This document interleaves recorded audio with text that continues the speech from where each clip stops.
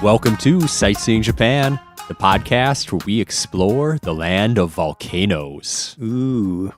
I'm Paul Bresson. And I'm Jason Nealing, and today our topic is the most famous volcano in Japan, Mount Fuji. Or did I spoil it that it's a volcano? Oh, well. I think that's already spoiled. Okay, well, Mount Fuji is a volcano. It's not just a mountain, and it's very important in Japan. It's a symbol of Japan. Yes, widely used as a symbol of Japan. We wanted to talk about it because it's a huge tourist attraction. There's lots of things you could do on and around Mount Fuji. And it's deeply affected and influenced Japanese culture and art. Yeah, for thousands of years. I mean, it goes way back. It's been a symbol for forever. Yeah. So let's tell you a little bit about Mount Fuji. Yeah. So Mount Fuji is a dormant volcano. What does that mean, Paul? That means that it hasn't erupted in a while. But it's still active. Yes. Like, it's not just a mountain, even though it hasn't erupted in a while. It's still just sitting there waiting. It very likely will erupt again. Yeah. But it has been a while. Last time it erupted was in 1707 to 1708, apparently, which I assume that means that it erupted at the end of 1707, kind of rolled over into 1708. I've never personally experienced a volcanic eruption. Yeah. We are not volcanologists. Yeah. So But that's our best guess on why that has 2 years range. Yeah, I'm thinking it was rumbling for, weeks at least, right? I'm pretty sure they can spit things out for a while. Yeah.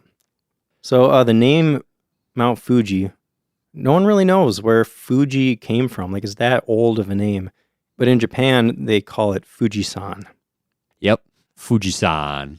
And the volcano is located on Honshu, the main island of Japan, about 60 miles or 100 kilometers southwest of Tokyo. But even from that distance, like, you can see it from Tokyo on a clear day. You can, yeah, which is pretty cool. Yeah. It's also the highest peak in all of Japan at 3,776 meters or 12,389 feet, if you're into numbers. And another interesting thing is it's not part of a mountain range. Like, one of the cool things about Mount Fuji is it just stands there on its own. Yeah, it's just like right there, Mount Fuji. There's some foothills around it, but there's nothing even close to a mountain next to it. Yeah. And if you've seen a picture of Mount Fuji, one pretty remarkable thing about it is it's like super symmetrical. It pretty much looks the same from any direction. Yeah, it looks like almost a perfect cone, Yeah. other than the little top being cut off because it's a volcano and has a crater. And did you read about why that is? No. Why it's so symmetrical? So it's something called a stratovolcano, which means that, over time it erupted again and again and again, and lava kept flowing down the sides. So it's basically just built up of a ton of layers of lava. And since lava, is fluid until it hardens, it just keeps running down the side. And so you have a really uniform, like, smooth slope, basically. That's cool. Yeah. And it must mean it erupts pretty straight up, because there's some volcanoes I know that like blow out the side, one side of the mountain versus the other. So it must be going just straight up. But yeah, I think that's part of why it's so revered in art and everything, because it's symmetrical. It's on its own. It's just a one perfect looking mountain sitting there on the plains. Yeah. Yeah, it's pretty striking. And usually when you see pictures of Mount Fuji, it's got that snow cap too, which is pretty cool looking. Although that actually, the snow is only there about 5 months of the year. Yeah, 5 months a year you get that snow cap. Yep. It is on the World Heritage List as a cultural site. Mm-hmm. The quote they used is, Mount Fuji has inspired artists and poets and has been the object of pilgrimage for centuries. True that. So speaking of the history, hundreds and hundreds, thousands of years, I mean, this mountain is a big part of not only history, but also art and religion, and just stretching way back. So, Paul, why don't you tell us about the religious aspect there? So Mount Fuji actually houses kami, or Japanese deity. Yeah, if you listen to our last episode about shrines, you may recall that. Mount Fuji is a Shinto, meaning that it is an object that contains a kami, or a spirit, deity. Yep. The deity enshrined in Mount Fuji is called Kono Hanasakya Hime. That is the best I could get. You don't want to know how many times I tried to say that. Thanks for the help, Jason. I thought it was great. You did great, Paul. Yeah, she is the goddess of Mount Fuji. Yeah, and she's not only enshrined there. Well, she's mainly in Mount Fuji is the idea, but there are also a bunch of other shrines around Japan that also enshrine that goddess. So that's just how important Mount Fuji is. Yeah. It's a big deal in the whole country, not just the people that live around Mount Fuji. Mm-hmm. So for hundreds of years, people have been climbing Mount Fuji to pray. Yeah, the peak of the mountain, the summit, is considered to be sacred. Yeah. But for people that are maybe too weak or whatever to climb to the top of Mount Fuji, there are these things all over Japan called Fujizuka. Did you see this? No. Paul? So these are like little tiny versions of Mount Fuji. So just in the middle of Tokyo, you'll come across like a big pile of rocks. Oh, and there's like little stairs going up to the top, and then there's a little shrine. I remember being in a Japanese garden where there was a representation of Mount Fuji with gravel, I think. Nice. Yeah. Yeah, they're all over. I think as we mentioned a little bit earlier, Mount Fuji is a very frequent use in Japanese art. Paintings, poems, literature. It's very often a subject. I actually found a poem that I really liked, and I want to share with all of you. Oh, do it. Oh, snail, climb Mount Fuji, but slowly, slowly. That is perhaps the greatest rendition of a poem I've ever heard. Well, thank you. I thought it was a touching. Yeah, I like it. Poem. It is. It's cool. Also a huge tourist destination. Of course. Many people climb the mountain. Many people just view it. There's a whole bunch of points near Mount Fuji where it's just, this is a good spot to look at Mount Fuji. And the place is famous just for that. Yeah. Like the Mount Fuji has like groupies of tourist attractions, you could almost say. That's probably a crude way of putting it. But there's so many attractions that are just like, you could see Mount Fuji from here, so come here. And people do. Yeah, I mean, it's hard to overstate how big of a deal Mount Fuji is in Japan. In fact, if we can go back to history for a moment, we've talked a lot by now about Ieyasu Tokugawa, the main guy that started the Tokugawa He keeps shogunate. coming back up, just an important guy in history. Yeah, and apparently even he loved Mount Fuji so much that he had a tower built at Edo Castle specifically so he could just stand there and look at Mount Fuji. That's awesome. Yeah, pretty cool. I got a few other fun facts about places you'll find Mount Fuji in Japanese culture. Okay. So on the back of the 1,000 yen note, find a picture of Mount Fuji. Infinity, the cars. Yeah. Japanese car company, Infinity. You know the logo? It's like a circle with a little kind of indent at the bottom, a little point. Yeah. That's Mount Fuji. Oh, Did you know that? Oh, interesting. Yeah. Mount Fuji inspired the Infinity logo. I wonder if that circle's like the rising sun coming up behind it or something, or I don't know. maybe the circle just made it look nice. Yeah, I don't know. Also, at Japanese bathhouses, which are known in Japanese as sento, they'll almost always have a mural on the wall. Like these are indoor baths, but they'll have a mural of some nature thing to make you feel like you're kind of outside enjoying a hot spring. And it's almost always Mount Fuji. Like sometimes you'll see other things. But I never realized that, but like thinking back to all the pictures and scenes I've seen that take place in a bathhouse, I definitely knew the murals existed, but you're right. It's like always Fuji in the background. Yeah. That's interesting. Yep. So the biggest thing people do is they climb Mount Fuji.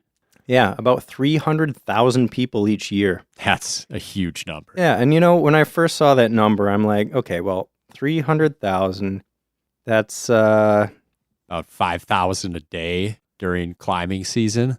Yeah, I mean, the climbing season isn't that long, so 300,000, squeeze that into like 2.5 months. It's between 4,000 and 5,000 people a day. That's insane. Yeah. July 1st through September 10th is unofficially usually the climbing season. Yeah, somewhere around there. They have an official website too that you can check out for like exact times. Sometimes a when stuff is rock open. slide or something might change the dates or weather. Yeah. Oh, but before we get into climbing it today, do you know when the first ascent was? Legend says in 1663, an anonymous monk made the trek. Did I just make a typo here? Because I have 663. Did I say 16? Yeah, you did. That's crazy. I'm way wrong. Okay. Yeah, 663. In 663, an anonymous monk climbed Mount Fuji. Yeah, brave guy. That's apparently the first one to make it to the top. Yeah, and I mean, back then, from what I understand, Mount Fuji was erupting a lot. Yeah, So it was active back then. And there wasn't a path up to the top like there is today. Yeah, he wouldn't have had an easy time. Oh, did you also know, so obviously we said Mount Fuji has been considered sacred for a very long time. Did you know they didn't allow women to climb it until the 1860s? Yes, until the Meiji Restoration. Yeah, interesting. I'm glad women can climb it now. Yeah. Probably because it was like a thing like, only samurai and monks climb it and they're all men or whatever. Yeah. Men have like been that. dumb. Men have always done stuff like that throughout history. Yeah. I also have a fun Japanese saying about climbing Mount Fuji. Did you see this? Yeah. Okay. A wise person will climb Mount Fuji once in their lifetime, but only a fool would climb it twice. I saw that quote right after I just read about some American who climbed it 3 times and wrote about his experiences. What a fool. Yeah. Go climb some other mountain. Get the views that you can remember forever. Sure. So yeah, you said climbing season is July to September, You somewhere around can there. climb in the winter. You can? Yes, but you need to get a special permission from the local Okay. government. Yeah, And it's a serious thing climbing. Like, you need to be a mountaineer. You need to have experience. You need to have equipment. That's not a just, I'm going to go, climb Mount Fuji. yeah, people have gotten lost on Mount Fuji. People have frozen to death on Mount Fuji. Yeah, it's a mountain. You're climbing a mountain. Yeah. Just don't mess around in winter if you're not experienced. I mean, there are even avalanches on Mount Fuji. Yeah, It doesn't look yeah. like a lot of snow when you're, far away, but bad things It can could happen. erupt on you. It's a volcano. Sorry, I'm not It's trying possible. to scare people, but I mean, it's possible. Not likely, but possible. yeah, they'll probably know before it erupts. So if you are going to climb it, there are 4 major routes that you can take, and each of those has numbered stations along the way. And there are 10 stations. So 10 is the very top, 1's the very bottom. Most people start around station 5. Yeah, because that's the point where you can drive up to with a car or a bus. Yeah. Station 5 is the last point you get dropped off at. Yep. And even though it's 5, I mean, maybe it is about halfway up the mountain. So Yeah, about. And actually the station 5s, depending on which trail you're on, are at different altitudes. there are 4 different trails leading up to the summit. Yep. The most popular one is called the Yoshida Trail. There's a lot of parking up there, and you can stay the night at Station 5 if you want to, go up there and Yeah, start I've the heard next this is day. the most developed one. There's restaurants and places to stay. You can buy oxygen and food and all sorts of stuff, and a lot of stuff along the way. On the mountain, there's a place called huts that you can stay. Mm-hmm. It's places you can sleep. There's a lot of them towards the top of the mountain, so you can spend a good portion of the day climbing and stay at a hut and wake up right before sunrise and get to the top, because witnessing the sunrise is one of the most popular things to do on Mount Fuji. Yeah, I mean, people say it's like a religious experience. Like it's really emotional for a lot of people watching, the sunrise from the summit. It's a really big deal. Yeah. And on that trail, it's the best side of the mountain to get the views of the sunrise. So you mentioned the huts. You can sleep there, but it's not free. You're going to want to bring money. And you're going to need reservations probably. Oh, yeah. So it's going to be like $50 just to sleep there, and then $70 if you want meals included. You can do the up and down in a day, but from reading people's experiences, it's pretty killer. Unless you're in amazing shape and you know what you're doing, you're going to want to rest. Yeah, what I saw as the recommended course is hike to the 7th or 8th station on the first day, and then sleep the night at the hut there, and then you can continue on early morning and get to the summit like just before sunrise. Yeah. And it gives you a night to get used to the altitude too. Yeah, like yeah. when we're talking about over 12,000 feet, I got altitude sickness one time in California. We drove up to 10,000 feet just in like an hour or something. And then we hiked with our backpacks. I got so sick that night, like going up there. Altitude sickness can hit anybody. So maybe bring some oxygen with you, a little tank. Yep. If you're not feeling good, stop or go back down the mountain. Take it slow. Don't push yourself. Yep. You want to enjoy it. Yeah, but those huts are going to be there to help you out if you need something. You know, you can buy food, water, oxygen, and there are bathrooms, but you also have to pay for those. So yep, bring money for sure. Bring some water. You can buy more water along the way, but you want to stay hydrated for sure. Climbing a mountain that tall. Yep. So just to give you a rough idea of how long it takes from Station 5, it takes about 5 to 7 hours to get to the very top, and then it'll take about 3 to 4 hours to come back down to Station 5. So let's give a quick little packing list. What do you want to bring if you're hiking up Mount Fuji? You're going to want to layer your clothes because it's going to be hot on the ground, but when you get to the summit, it's going to be cold. It might be wet. It's going to be wintry conditions. Yeah, the weather can change at a moment's notice up there, so you want to be prepared for anything. It's one of those crazy things where you're going to need sunscreen, but you're also going to need a winter hat and gloves. Yeah. Because you're going to experience the full range of summer to winter weather. Yep. You're going to want hiking shoes because even though this isn't particularly strenuous, if you're in reasonable shape, you know, there's some steep, rocky parts, and you're going to want to be prepared, have some good ankle support. Yep. Also, we talked about, you know, hiking up before sunrise, so you're going to want a flashlight for sure. Yes. Flashlight, water, snacks, and if you're doing the sunrise thing especially, sunglasses. Yeah, that'd be good. And money. We already mentioned money, but money. Costs money. Yeah. If you need money to use the toilets, you need money. Yeah.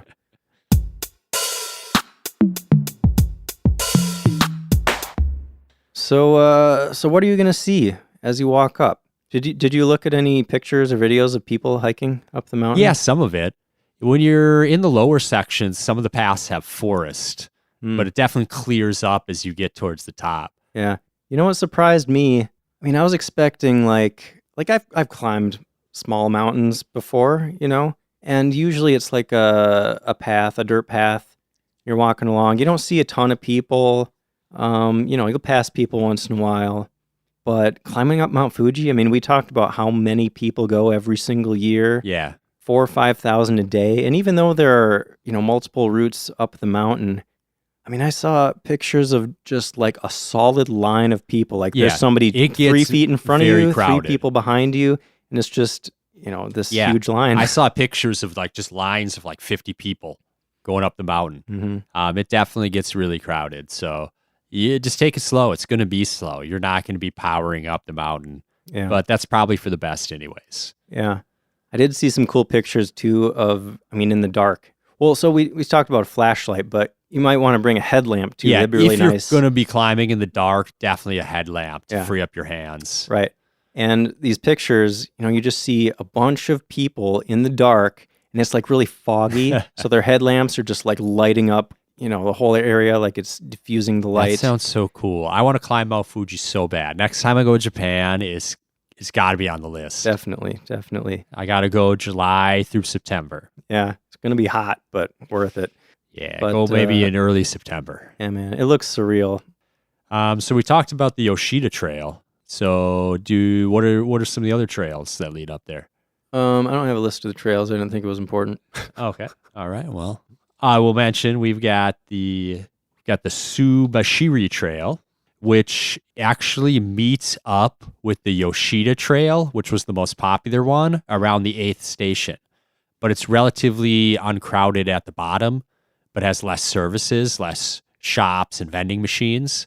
But if you wanted a less crowded run, that's probably the place to start. Although at the top, it meets back up, and it's going to get crowded again above the 8th station.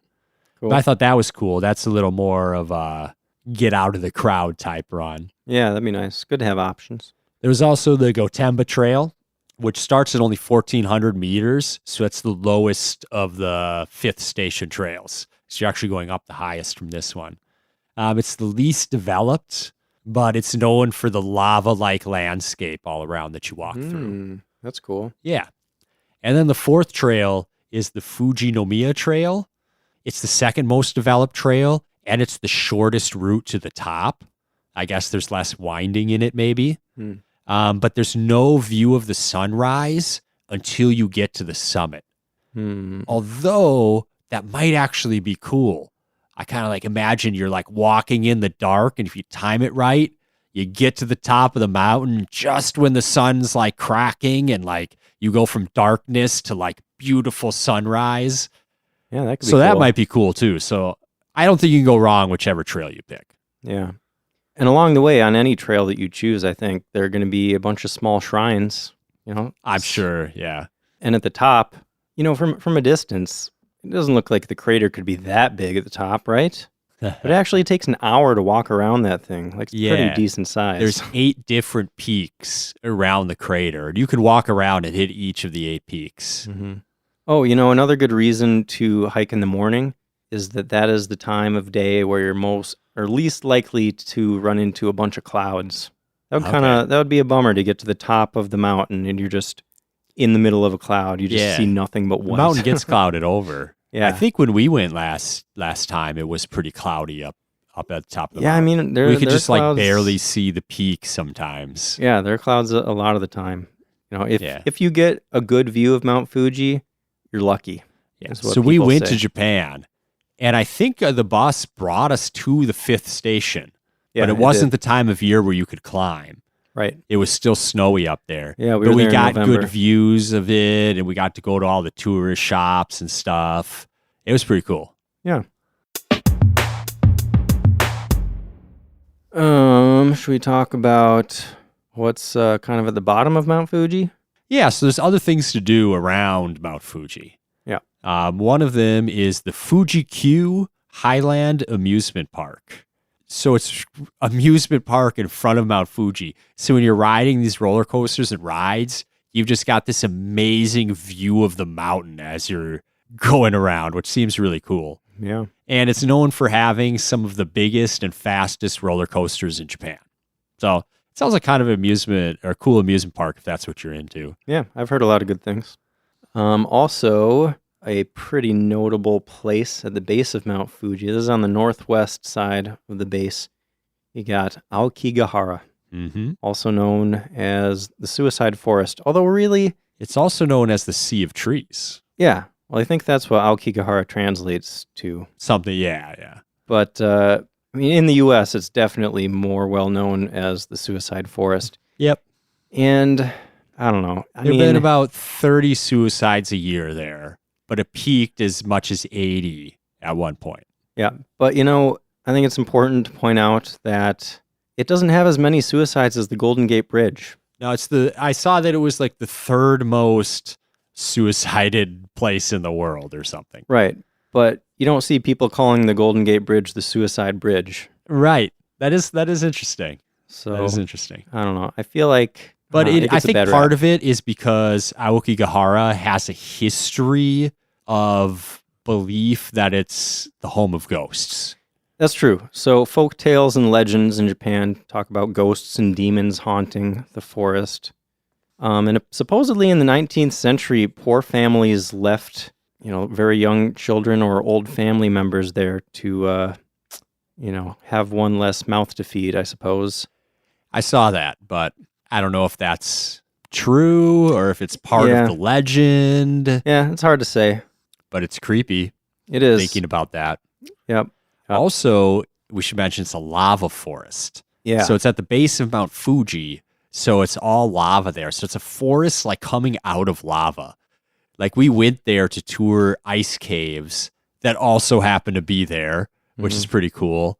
And like just seeing all this lava, like you could see the stages that it like melted in. It's just really cool. Yeah, it's crazy that all this greenery just rose out of this volcanic rock, basically. And you can still see the rock. I mean, you can see Yeah, there's actual lava places flows. where you can really clearly see the lava flows and how they dried up. Yeah.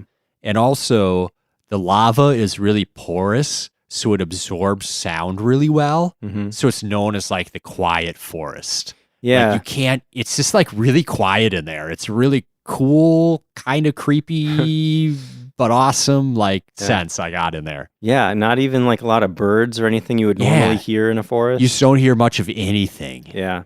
I think it's which is really maybe cool, how though. it got the original rumors about the ghost and stuff. Yeah, it could be. And I don't even know if the forest is that old, or I shouldn't say that old, but like Relatively. it's built on top of like lava flows from like 600 AD or something. Yeah. Yeah, those trees have had a while to figure out how to survive there. Yeah. But you mentioned the ice caves. I want to talk about that a little bit. Yeah, 'cause those were cool. fun. Yeah. So there are a bunch of ice caves, also known as wind caves, around Mount Fuji. And we hiked down into one, and it's crazy. Like you got this forest, and then right underneath it, there are just all these big openings, I guess formed by gas escaping from the earth as the volcano was erupting. That's my guess, right? It was my first time being that deep in a cave. Hmm. And like that one moment where we all turned our lights off, like I don't think I've ever felt darkness like that before. Yeah. It was cool. Yeah, absolute pitch black is like something to experience. And I didn't know black could get that black. Yeah. I was amazed at all the ice down there because it didn't feel like we were, it wasn't that cold up at the surface, and it didn't feel like we went super deep, but it's just solid ice. Like, yeah. When you get underground, the environment can change so quickly. Yeah. Just walls and walls of ice. Apparently it's and like these little cones of ice on the floor. I don't know if they form from like dripping water from somewhere or something. Yeah, like the same way that stalactites and stalagmites they're like would form. ice stalactites. It was really cool. Yeah. Apparently, it is always like 3 degrees Celsius down there year round. 80% humidity, just constant. So it's like crazy. A perfect natural refrigerator. And people, I can't remember all the details, but people have been going to those caves for like hundreds of years. Yeah. They've even been using them as refrigerators for a long time. Yeah, that's what they used them for. Yeah, why not? Go throw some food in there and pull it out later. Yeah. I saw that they kept silkworms down there because they would have, silkworms were big in Japan. Silk was a, major industry. Yeah. So they would have these silkworms that would make their cocoon, and the cocoon is what's, where the silk comes from. But they don't want the worms to mature and break out of their cocoons because that would ruin the silk. So what they would do is bring all those cocoons and keep them down there in the natural refrigerator so that they would stay in the cocoons longer and they could process the silk. I didn't know that. That's awesome. It's also kind of genius too. Yeah, totally. And they did that up until as recently as the 50s. So if you didn't have ice caves, you just have to constantly be breeding new silkworms? I guess so. I guess you just need to work with them a lot faster. Okay. Yeah, you can stall their development with cold. So that's so cool that like you can go to the Mount Fuji area and you can visit a volcano, a lava forest, and ice caves in the same day. Yeah. Like that's the extremes of nature that you're like seeing there. Yeah. That's pretty cool. It is pretty cool. And did you even mention the paragliding or? No, you could paraglide off of Mount Fuji from like the 5th station, the place you can bus up to. Mm-hmm. So that's cool. I'm sure that's an amazing view as you're gliding around down. Yeah, that'd be There's awesome. cycling tours. So you can like bike around the 5 lakes of Mount Fuji and just get all the amazing views. You probably spend all day on your bike just with the most amazing scenery.